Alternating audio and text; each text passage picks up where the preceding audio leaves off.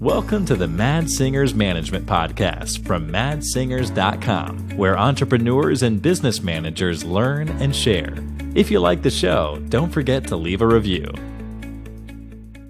So, welcome to the next episode here of Mad Singers Management Podcast. And today we have with us none other than Julio. So, Julio, can you tell us a little bit about yourself and your background? Yeah, sure thing. It's Julio, actually. Julio. Yeah, it's Spanish. Yeah, sure. I mean, I've been the COO of a company called Monetize More for the last 6 years. Before that, I was very much in the corporate world in banking and investments and financial planning and whatnot. But yeah, I've been the leads of many different departments. VPs and senior managers report to me, from HR to finance to sales to operations, account executives, education support team. They all report to me, and my role also, obviously, as a partner involves, discussing with my fellow 3 executives, visions, KPIs, performance, long-term and short-term, and that sort of thing. That sounds good. And what do you guys do exactly? Monetize More helps online publishers make more money from their ads. So if your users listening ever go to a website and, for example, read the news about anything, as they're reading the news, there might be a little rectangle ad in the middle of the page or a square ad on the side of the page for, I don't know, an airline or a grocery store or whatever. What many people don't realize is that for that ad to show up, a very complicated auction has happened. Our company handles the technology for that auction. So that website hires us to implement the technology and the service, and they make more money from their ads, and we take a cut of it. Okay, that makes a lot of sense. So, Julio, based on your current experience, right? How many staff do you have sort of reporting to you at the moment, and what's the timeline been sort of over the last year, for example? Like, how much have that changed? So we have about 128 people total. That's including everybody. That report to me directly. We probably have 9 departments reporting to me directly. Within those 9 departments, it probably includes most of the company. It just does not include some of the marketing aspects, and definitely the developer, the technical part. That we have technical leaders for that. And in the last year, I think we've grown from about, let's just choose 2018, for example. We've probably grown from about 80 something to about 128 today or so. So we've grown pretty quickly in terms of people. That's pretty big growth, yeah. Yeah. So it's big in terms of people for sure. So yeah, that's our story. And how many would you say? How many is it at a management or team leader level? Like, how many in the organization? There's probably 12 leaders that report to me, and then that does not include sort of the executives as well as the leads that do not report to me, like the technical ones. Yeah. Okay. That sounds cool. Can you tell me a little bit more about sort of your basic management philosophy? So, like, really your mindset around management. Yeah. So I'm, because of the nature of our business, and because, from day one, we've been a remote company, I'm a very strong believer in if you trust people to work at their most productive, and you let them work at their most productive time, or for example, if you're someone who works better at night, work better at night. If you're someone who works better when you wake up in the morning and you only work till the late afternoon, then that's what you should do. If you want to split up your day, for example, because you are most productive, then you should do that. So we really encourage our people to find out what is most productive, how they work most productive in a day, because it's impossible to standardize hours for over 100 people. And I firmly believe, whether you're all in the same time zone or you're in a completely different time zone, like our situation. So definitely you have to have that level of trust.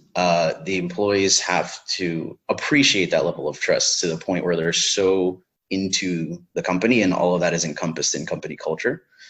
But at the sort of short answer to your question, if we need to create an environment that allows team members to work at their utmost productivity, and that's different for absolutely everybody. Yeah, that makes a lot of sense. That makes a lot of sense. What do you personally enjoy the most about managing other people? Just naturally, I've always been sort of a natural leader, a natural people person, very much an extrovert.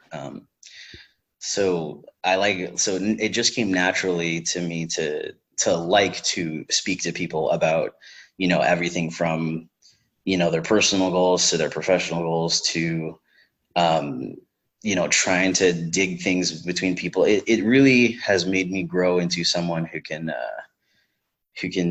really relate. It's increased my empathy. It's a whole sort of game to try to communicate with leaders of all levels, of different skill sets and things like that. So the dynamic part of it is super interesting to me. And, connecting people is huge. So sometimes, for example,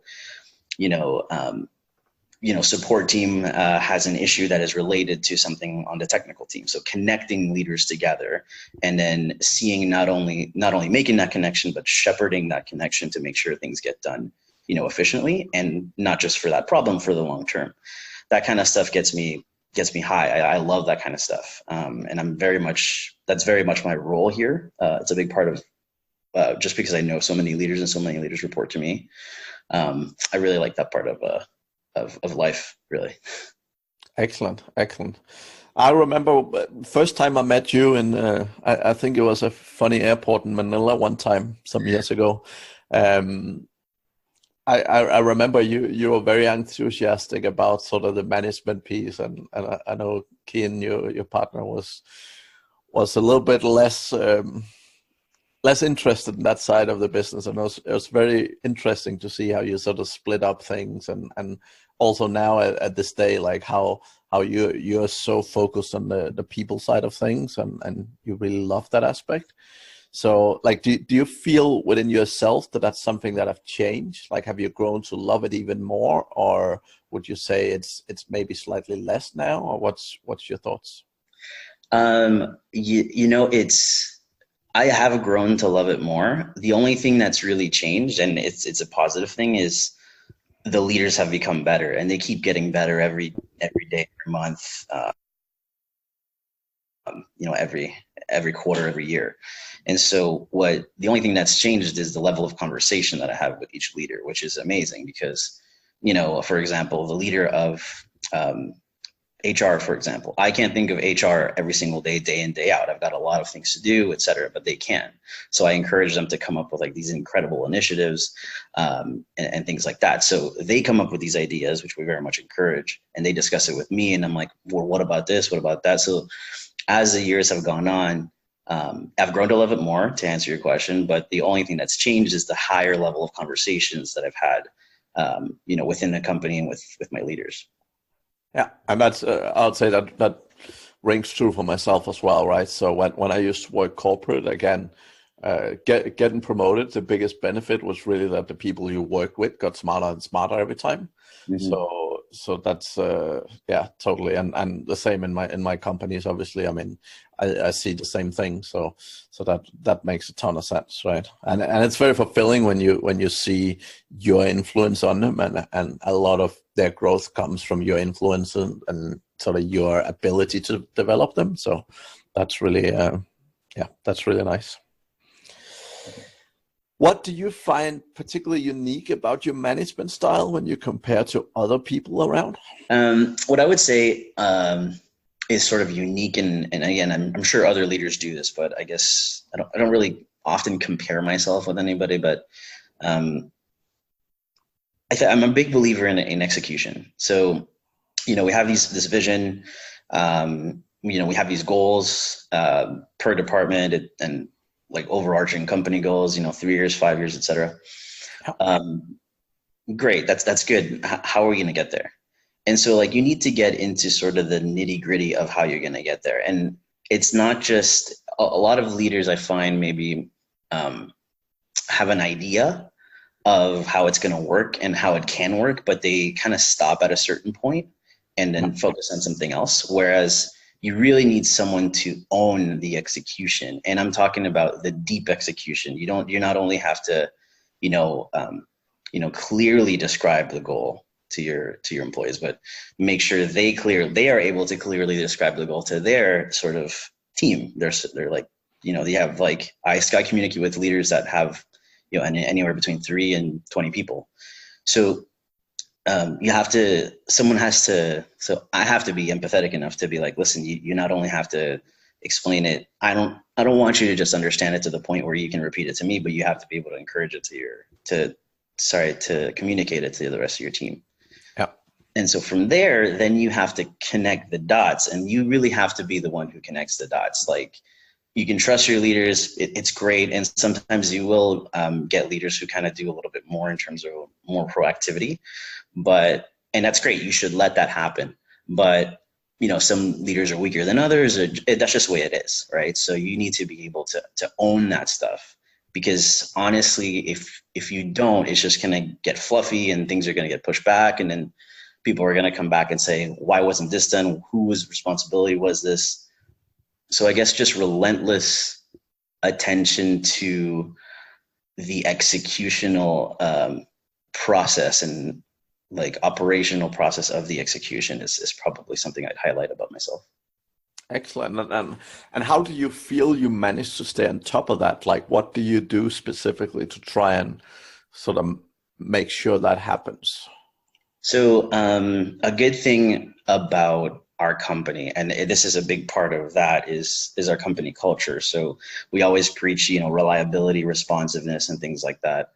A short answer to your question is I'm organized. I know what I've spoken to my leaders about, and I speak to them at least every couple of weeks. But I also kind of let them do their thing, because they have to, they're leaders themselves, so they can execute it.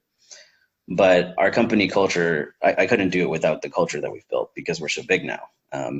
If I had to, really like poke 12 people, so they poke the rest of the 128 people on doing stuff, then that'd be impossible. But I credit our company culture of, being reliable, being responsive, living the attitude that everything that deserves to be improved should be improved and needs to be improved consistently, as well as, being that leader, that entrepreneur within the company to come up with different ideas on how to make your department better and things like that. Like, everybody lives that at our company. So that took years to do. So it's not something that you just put on a culture doc and say, this is our culture, everybody act this way. You can't tell people to act that way. You have to lead by example, obviously, but every new person that comes in to monetize more sees immediately that, the culture that we've created is real, and it's practiced by absolutely everybody, from the leaders to, the support members or data entry members we have. Yeah, and that's particularly in a remote company, right? I've often found it easier to build culture when you have physical presence, right? But particularly in a remote company, like it's a huge piece of work, right? And exactly as you say, it's not just writing it down in a document and saying, "Oh, this is what we do," right? Because you have to show it, right? People have to not just believe it, even they have to see it happening in front of their eyes before they start building that culture. And it's, what I've seen personally is that sometimes culture like that, if you're not on the ball all the time, right? Like one or two of the wrong hires can sometimes go in and influence your culture so much, right? So that's, it's critical to stay on top of. So that I completely agree. Okay, that's cool. And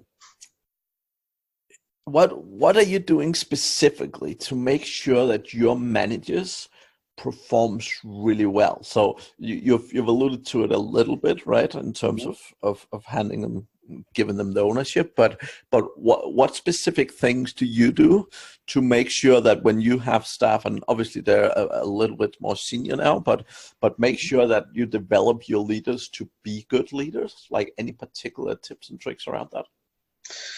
So honestly, again, it's a scalable, to make your leaders constantly be better on a scalable level, you need this company culture that I described. So that's just the number one answer, is that, and that takes years to build. Yeah. So that's one thing.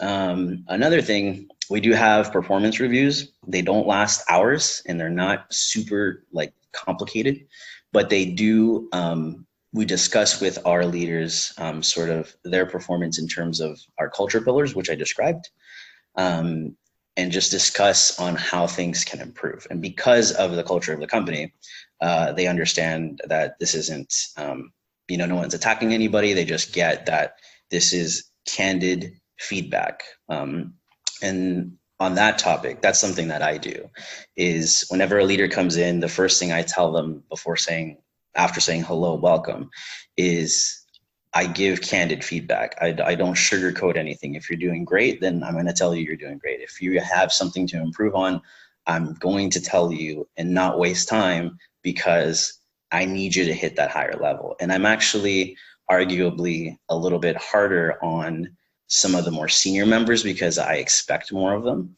but they understand because we connect all the time. They understand that I'm doing it because I want to make them better. And that's the only reason I'm doing it. So we kind of, so candid feedback is another thing. I kind of don't try to sugarcoat anything, because we really, we want to hit next level at a company of our size. You need to have that. Yeah. That makes total sense, and again, I mean, that this is definitely, particularly in the sort of tech entrepreneurs niche, I see a ton of people really struggling with giving feedback, and I totally agree. I mean, candid feedback, particularly done in the right way, can be so useful, right? Because most people want to do better. Like most people want to know what they can do better to change, right? But again, one of my pet peeves is when I see people building up dossiers of fuck ups people have made. So they're like, oh yeah, I'm about to fire this guy. I've built up this dossier of 25 things you've totally fucked up. I'm like, have you told her?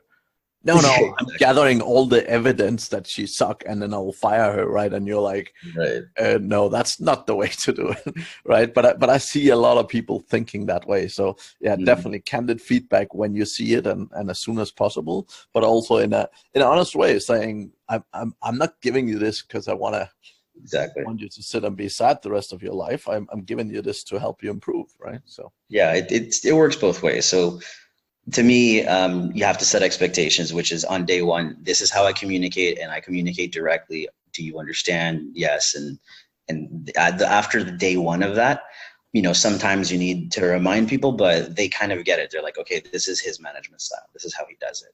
Yeah. And then as the months go on, the years go on of constant candid feedback like this, understanding that this is for the betterment of them and the company, they get it. And then they see themselves grow, and then they believe in sort of the whole, the candid feedback style, essentially.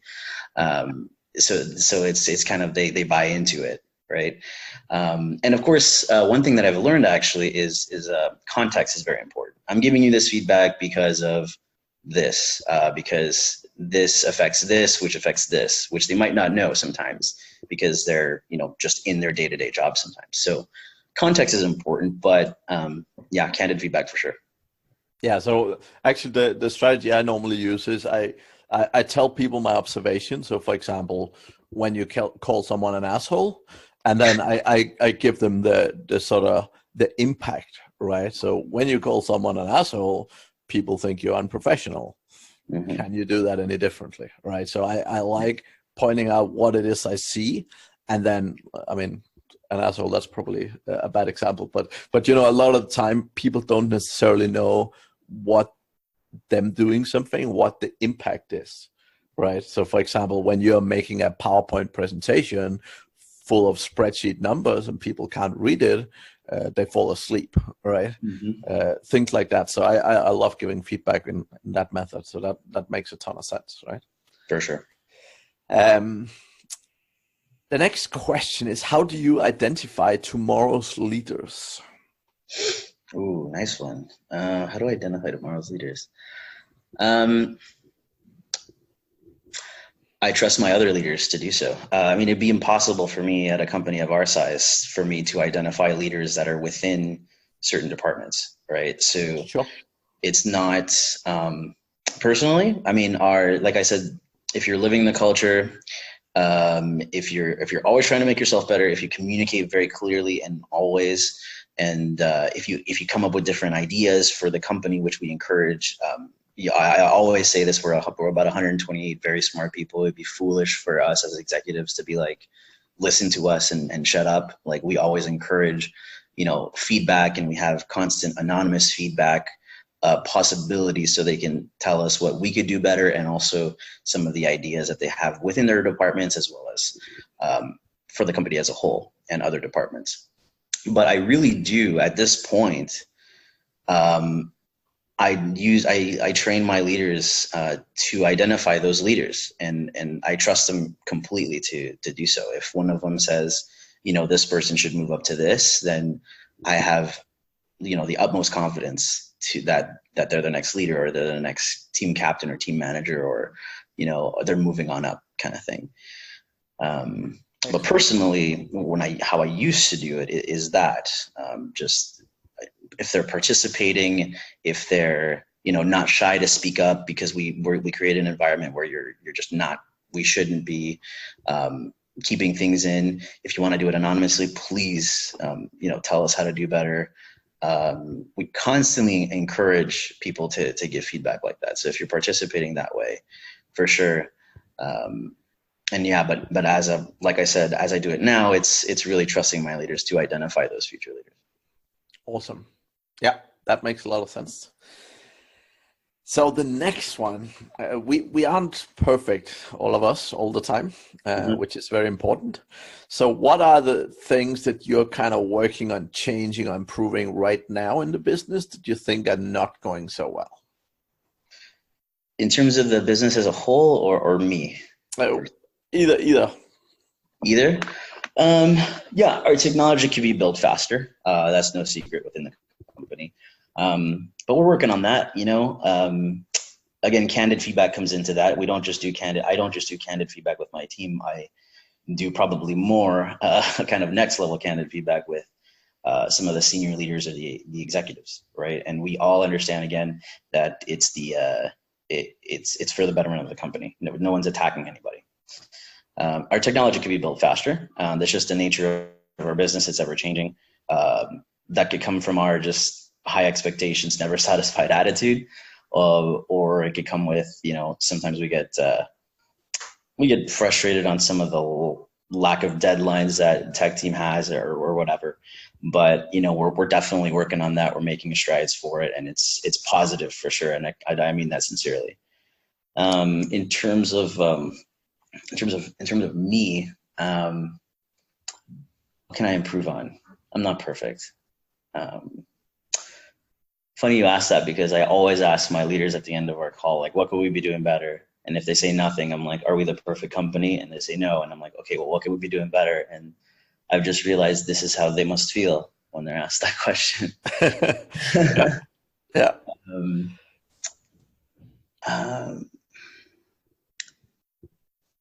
Let's see. I could be better at the context part that I described before. If I give feedback, a bit more context is something that I can improve on. Mm-hmm. Is there anything you have worked on with yourself personally, from a personal development standpoint, to sort of improve over the last year, or something like anything in particular that you have sort of put a lot of effort into yourself? Right. I mean, I've been reading more books lately. One in particular I've been rereading is 0 to 1, which really describes how to just be that leader in your company, right? be a leading company in a specific industry.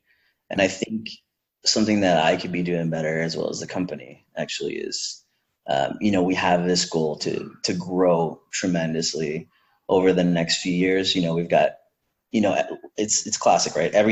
All the actions that have gotten us to this point in our almost 9-year history as a business are not what's going to, reflect, or not the actions necessarily that are going to get us to, double, triple revenue in the next 9 years. Yeah. So, I've been trying to just educate myself on, sort of enterprise clients, like really big clients. How are we going to get to these revenue levels? That's some stuff, like some higher level, like business thinking, like really, really high level. And we're talking like to get to like 40, 50 million, $100 million in ARR kind of levels. That's the kind of stuff that I not only need to read about, research, but maybe educate myself on and things like that. Awesome. That sounds good. Now, lastly, any sort of tips and tricks that you want to share with the audience in regards to management tips? Like that could be anything from apps or tools you use to particular methods or anything like that. Anything in particular you have in mind? Any sort of things that you're like, you should definitely be using this thing? Or I'm going to say a couple of things that come to mind, but then I'm going to think about some more. Sure. So the tools that you use don't matter unless your entire team buys into it. So if you use, a project management tool like Basecamp or Trello, which one's better? It matters what your team buys into and uses consistently and just, really buys into. So pick one and go with it and make sure your team buys into it rather than spending. I mean, you can compare and contrast, of course, pricing comes into place, etc. But I mean, don't spend a tremendous amount don't spend weeks or even days trying to pick and compare and contrast, etc. Just get your team to buy into it. Like, we're going to use Slack, stick to Slack for this, that, and the other. If you need something or whatever, use email for this, that, and the other. Just really define it. It's more important that your team buys into it and you have kind of clear processes rather than what particular tool you use. That's one thing. That makes a lot of sense. And actually, that's what I say as well. It doesn't really, I always tell my clients, like, I have a lot of people ask me, should I use Trello, Asana, Basecamp? And I'm like, doesn't matter. Pick one and freaking stick with it. Make sure everyone starts using it. Yeah, Mads, I hear you. And people stress about it. And I'm like, you're stressing way too much about this. Just pick one. So that's one thing. Is your audience more starting out, or are they a bit more established? Or I guess it's a fair mix. I mean, we have a lot of established people in your size, so we have quite a few companies that have a couple hundred people and so on. So it's a fair mix. Gotcha. I mean, definitely make sure everybody knows the vision and the goals of the company. And you might think as an executive that people do know, but people might not know. So if you think that if nobody can recite, if the day one employer or whatever, or someone who's just starting out with you can't recite sort of the company's vision or mission or why they're here, why we are a big team working on one big goal, then there's an issue. You need to make sure everybody understands it, because those are the sort of intangible things that add to productivity, which productivity is sort of the base of everything, right? Yeah. I strongly would recommend really for leaders to encourage your teams to figure out like how each individual member works best. So like, I can tell you right now, my business partners, some of them like to work late at night. Like, I'm talking 3, 4 in the morning. You'll never catch me do that. You'll more likely to catch me in the morning. I work out and then I get right to work because it's the first thing I do. So I'm completely different. Some people break it up during the day. Like I said before, asking your team members how they do that and giving them the freedom to do so. I think some counter arguments to that would be like, well, how can I trust them? Well, it all comes down to culture. And if it's not just on the surface, it's I'm asking you as an employee how you're more productive. You should know this, but it's also saying I trust you as an employee to give your most productive work to the company. So, how I'm asking you this, but I'm also allowing you to do so, right? And I know it could be a challenge for some companies, but I'm a huge believer in that. Huge. What else? Tips. Data is everything. Data is huge. Data is absolutely everything. So whether you're talking about the marketing funnel that feeds into the sales funnel and how many things like move from one sales process to another, that data is super important to, your churn rate, to,